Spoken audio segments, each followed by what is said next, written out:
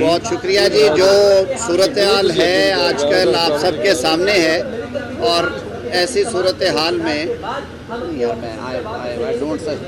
This is very unreasonable.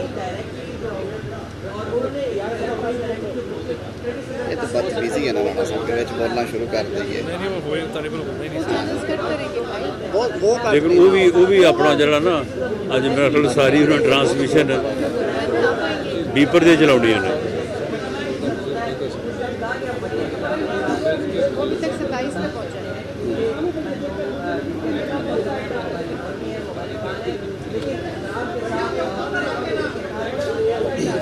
یہ side پہ آ جائیں گے وہ اپنا کرتے رہیں.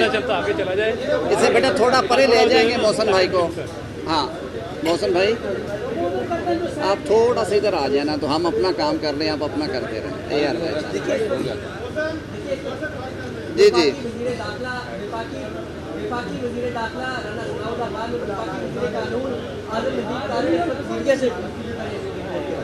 بہت شکریہ جی. تھینک یو ویری مچ جی. بہت شکریہ جی. میرے خیال میں آپ سب احباب یہ جو معاملہ اس وقت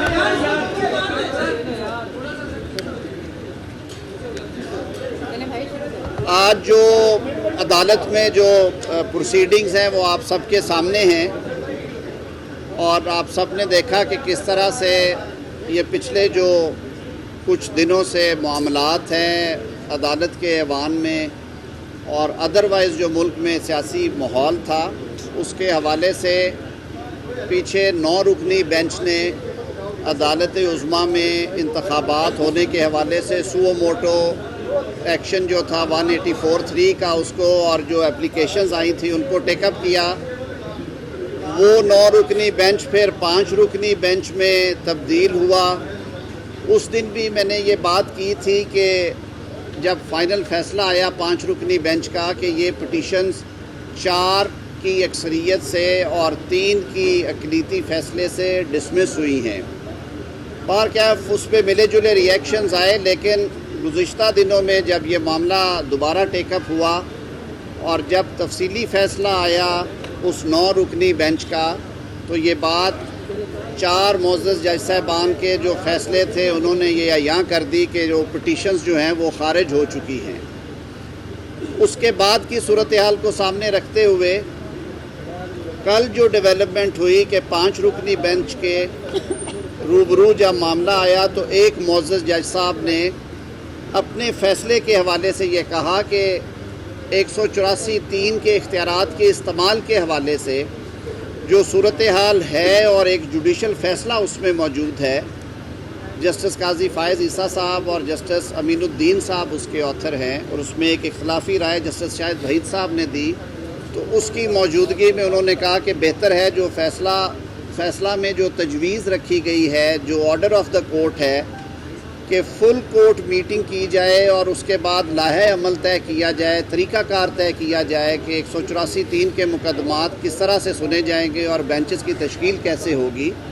انہوں نے اپنے آپ کو بینچ سے معذرت کر لی وہاں سے بیٹھنے پہ. آج صبح جب 4 رکنی بینچ بیٹھا تو اس میں اگین وہی صورتحال آئی اور جسٹس جمال خان مندوخیل صاحب نے ایسے حالات میں معذرت کی. ملک بھر کے عوام یہ ایکسپیکٹ کر رہے تھے کہ اب شاید چیف جسٹس صاحب جو کہ ادارے کے سربراہ ہیں اور جنہیں بلا شبہ ادارے کو یکجا رکھنا ہے اور گھر کے بڑے کے طور پہ سب کو ساتھ لے کے چلنا ہے, کہ وہ ایسی صورتحال میں پہلے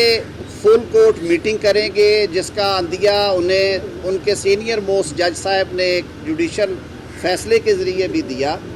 اور میں بھی ایک قانون کے طالب علم کے طور پہ اور اس ادارے میں 30 سال گزارنے کے بعد بینچ اور بار پارٹ اینڈ پارسل ہیں. بالکل یہ میرا بھی یہ خیال اور میری یہ رائے تھی کہ یہ معاملہ ایک دفعہ فل کورٹ میٹنگ میں جائے, چیف جسٹس صاحب اپنا گھر جو ہے اس کو اکٹھا کریں اور اس کے بعد یہ دوبارہ ہیئرنگ ریزیوم ہو.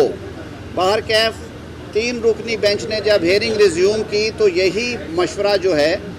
وہ پاکستان بھر کے وکلاء کی جو اعلیٰ ترین قیادت ہے, vice chairman Pakistan bar council, chairman executive Pakistan bar council اور اسلام آباد میں جو موجود ہائی کورٹ بار کے صدر اور بار کونسل کے وائس چیئرمین تھے, انہوں نے بھی یہ استدعا کی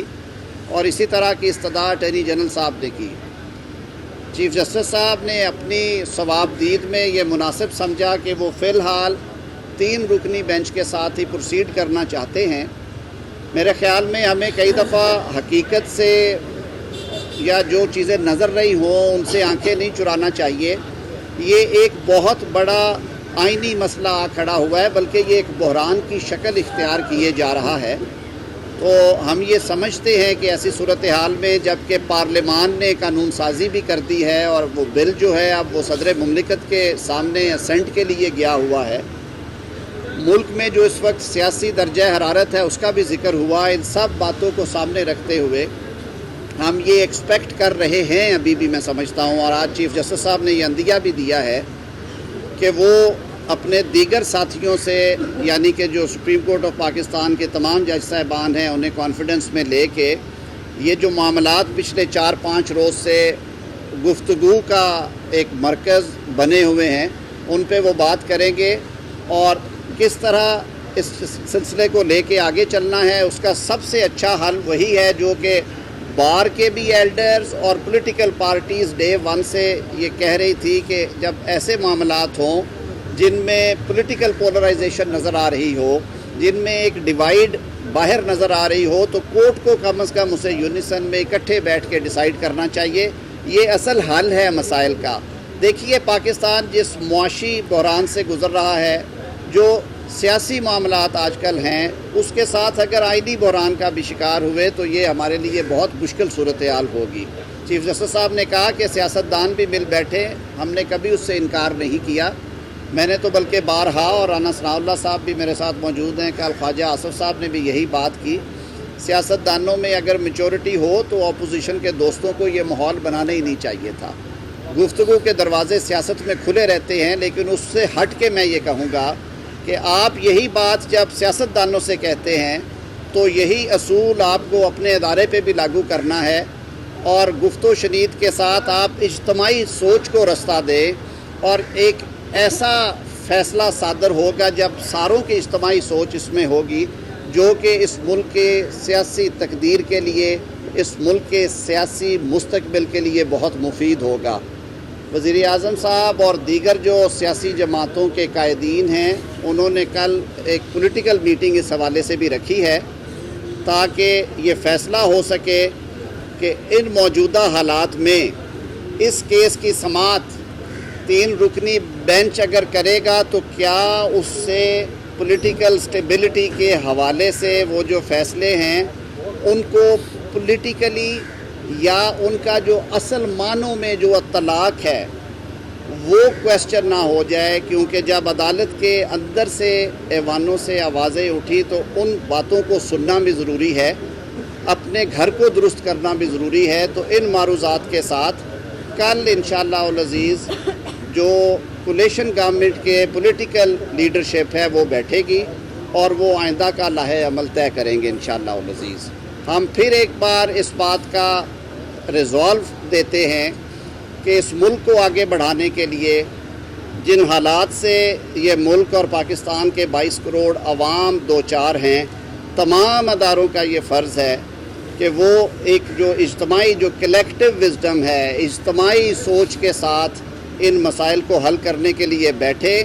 اگر آپ اقلیتی فیصلے جو ہیں ان کو ہم انفورس کرنے کی کوشش کریں گے تو یہ بحران جو ہے وہ مزید سنگین ہوگا۔ بہت شکریہ۔ یہ کورٹ نے یہ آپشن دیا ہے کہ حکومت اور اپوزیشن جو ہے وہ بیٹھے اور کنسنسس کے ساتھ کوئی چیز ہمارے سامنے لے کر آئیں، تو دیکھیے کیا اچھا ہوتا جو کنسنسس کا کہہ رہے ہیں وہ بھی یہ بات وہاں پہ بھی طے ہو۔ ہم بار بار کہہ رہے تھے کہ یہ ایک ایسا ملکی معاملہ ہے جو کہ ایکسٹریملی امپورٹنٹ ہے۔ کیا ہی اچھا ہوتا اگر اس میں فل کورٹ بیٹھتی اور وہ بڑوں کے طور پہ اس سارے معاملے کو ٹیک اپ کر کے حکم جاری کرتی کہ معاملات کو اس نہج میں لے کے جائیں، اس نہج میں لے کے جائیں۔ آدھی سپریم کورٹ کہہ رہی ہے کہ یہ 184(3) کا معاملہ نہیں ہے، یہ ایک پولیٹیکل کویسچن ہے، اسے ہائی کورٹس میں پینڈنگ پروسیڈنگز میں حل ہونا چاہیے۔ اور سپریم کورٹ کے جو سربراہ ہیں وہ اپنی دانش میں وہ مناسب سمجھتے ہیں، لیکن انہوں نے ان جو ڈیسینٹنگ اوپینینز آئیں یا جو اختلاف رائے آیا اس کو نظر انداز کر کے وہ معاملے کو آگے لے جانا چاہتے ہیں. میں پورے ادب کے ساتھ میں نے اس نظام میں 3 دہائیاں گزاری ہیں. میں نے اپنے سینئر سے آج یہی بات کی, وہ بھی بیٹھے ہوئے تھے. یہ بار کی بھی آواز ہے, پارلیمان سے بھی یہ آواز آ رہی ہے, یہ سول سوسائٹی سیگمنٹس بھی کہہ رہے ہیں کہ ہمیں پولیٹیکل ٹیمپریچر کو ٹھنڈا کرنے کی ضرورت ہے, اور اس کے ساتھ ساتھ یہ سارے طبقات کہہ رہے ہیں کہ اس وقت ہمیں جو ہمارا سب سے بڑا عدالتی ادارہ ہے سپریم کورٹ آف پاکستان, وہ اسے بھی ایسے دیکھنا چاہتے ہیں, اکٹھا دیکھنا چاہتے ہیں. یہاں پہ بھی کنسنسس ہونا چاہیے, یہاں پہ بھی اختلافی بات سنی جانی چاہیے, یہاں پہ بھی اجتماعی سوچ کو رستہ دینا چاہیے. تو اس لیے ہم دعا گو ہیں کہ اللہ تعالیٰ, آج چیف جسٹس صاحب نے کہا ہے وہ بھی اپنی فل کورٹ میٹنگ کرے